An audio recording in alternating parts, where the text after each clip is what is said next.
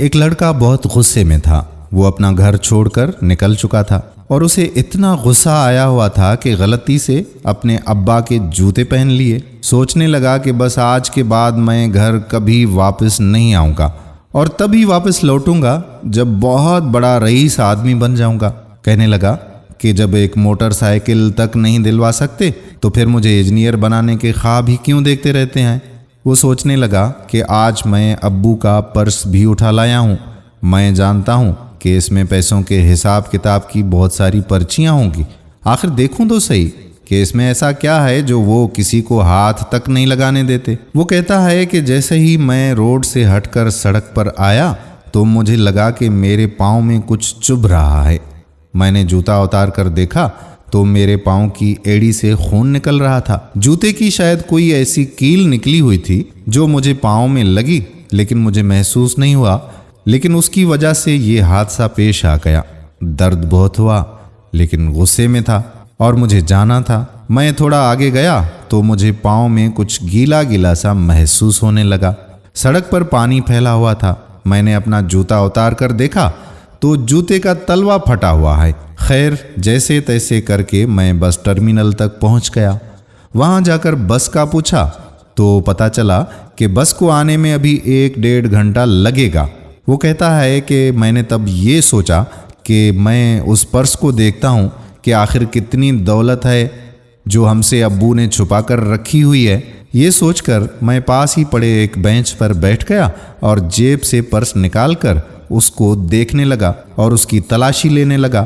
میں نے پرس کھول کر دیکھا اور اس میں سے پہلی پرچی نکالی تو اس پر لکھا ہوا تھا لیپ ٹاپ کا قرض 40,000 روپے اور باقی دوسرے قرضوں کی لسٹ تھی۔ پر لیپ ٹاپ تو ابھی پچھلے مہینے مجھے ہی لا کر دیا تھا ابو نے۔ دوسری پرچی نکالی تو یہ پرچی ان کے آفس میں ہونے والے کسی شوق ڈے کی تھی۔ اس پر سوال لکھا تھا کہ آپ کا شوق، تو ابو نے نیچے جواب میں لکھا ہوا تھا کہ نئے جوتے پہننا۔ اوہو اچھا، نئے جوتے پہننا، پر ابو کے جوتے تو… خیر ماں گزشتہ 4 ماہ سے ہر پہلی کو کہتی تھی کہ نئے جوتے لے لو اور ابو ہر بار کہتے کہ ابھی تو کچھ ماہ جوتے اور چل جائیں گے، بھلا کیا ضرورت ہے نئے لینے کی۔ اور میں نے جب آج یہ جوتے پہنے ہیں تو آج مجھے سمجھ میں آئی کہ جوتے کتنے چل جائیں گے۔ تیسری پرچی نکالی تو اس پر لکھا تھا پرانا موٹر سائیکل دیجئے اور ایکسچینج میں نیا موٹر سائیکل لے جائیے۔ یہ پڑھتے ہی میرا دماغ گھوم گیا۔ پپا کا اسکوٹر! اوہو، میں گھر کی طرف بھاگا۔ اب پاؤں میں وہ کیل نہیں چبھ رہی تھی۔ میں گھر پہنچا تو دیکھا کہ نہ پپا تھے اور نہ پپا کا اسکوٹر۔ اوہو، نہیں، میں سمجھ گیا وہ کہاں گئے ہوں گے۔ میں بھاگا اور ایجنسی پہنچا۔ پپا وہیں ایجنسی پر موجود تھے۔ میں نے ان کو گلے سے لگا لیا اور آنسوں سے ان کا کندھا بھیگ گیا۔ نہیں پپا، مجھے نہیں چاہیے موٹر سائیکل۔ پپا آپ جوتا لے لیں، آج کے بعد میں وعدہ کرتا ہوں کہ آپ کو کبھی تنگ نہیں کروں گا۔ میری وجہ سے آپ کو اتنی مشکل کا سامنا کرنا پڑا، پلیز پپا آپ مجھے معاف کر دیں۔ انہوں نے مجھے سمجھایا، بہت زیادہ پیار کیا، اپنے گلے سے لگایا اور کہنے لگا بیٹا کوئی بات نہیں ہے، تم سب کی خواہشات پوری کرنا میری ذمہ داری ہے۔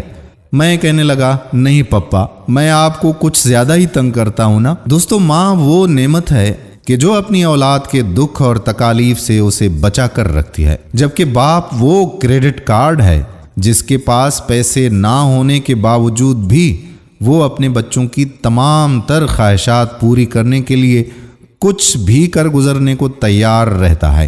ناظرین، اپنے والدین کو کبھی دکھی مت کریں۔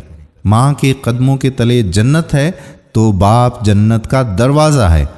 باپ کی ناراضگی میں اللہ رب العزت کی ناراضگی ہے۔ اگر یہ ایک دفعہ دنیا سے چلے گئے نا تو ہمیں ان کی قدر و قیمت کا احساس ہوتا ہے۔ ان کو کھو کر پتہ چلتا ہے کہ دنیا میں رہنے کی اصل قیمت کیا ہے۔ اسی لیے خدا را اپنے ماں باپ کی زندگی میں عزت کریں اور ان کی قدر کریں، وگرنہ آپ کو ساری عمر کے لیے پچھتانا پڑ سکتا ہے۔ اللہ تعالیٰ آپ تمام کے والدین کو صحت مند زندگی عطا فرمائے اور آپ پر ان کا شفقت والا سایہ برقرار رکھے۔ اور جن جن کے والدین آبا و اجداد اس دنیا سے گزر چکے ہیں، اللہ رب العزت ان کی مغفرت فرمائے، ان کے درجات کو بلند فرمائے اور انہیں جنت الفردوس میں اعلیٰ مقام عطا فرمائے، اور آپ کے والدین کے صدقے اللہ تبارک و تعالی میرے والدین کی بھی مغفرت فرمائے۔ دوستو، اگر آپ کو بھی اپنے ماں باپ سے محبت ہے تو محبت کا ثبوت دیتے ہوئے اس ویڈیو کو زیادہ لوگوں تک پہنچائیں۔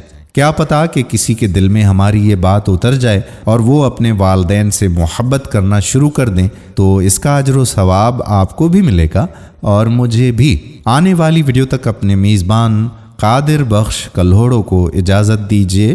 اللہ حافظ۔